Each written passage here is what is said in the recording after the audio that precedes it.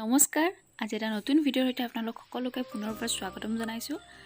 আজিৰ ভিডিঅ'টো কাজল লগোৱা সকলৰ কাৰণে বহুত বেছি ইফেক্টিভ হ'ব কিয়নো আজি মই 9টা ষ্টাইলত কাজল লগোৱা দেখুৱাম। গতিকে বেলেগ বেলেগ ষ্টাইলত কেনেদৰে কাজল লগাব পাৰি, কেনেকুৱা ধৰণৰ লুক কিছুমান ক্ৰিয়েট কৰিব পাৰি সেইটোৰ বিষয়তে আজি ভিডিঅ'টো আগবঢ়োৱা হৈছে। মেক্সিমাম ছোৱালীয়ে হওক বা বোৱাৰীয়ে হওক কাজল লগাবলৈ খুব পচন্দ কৰে। সেইকাৰণে আশা কৰিছোঁ আপোনালোকৰ কাৰণে এই ভিডিঅ'টো হেল্পফুল হ'ব। অলপ হ'লেও খুব চিম্পল আৰু ইজি ৱেত কৰি দেখুৱাম আপোনালোকক।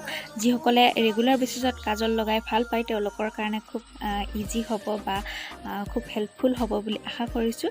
ভিডিঅ'টো নিশ্চয় শেষলৈকে চাব।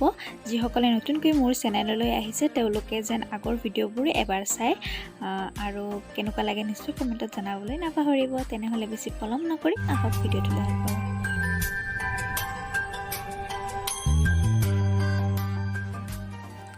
প্ৰথম ষ্টাইলটো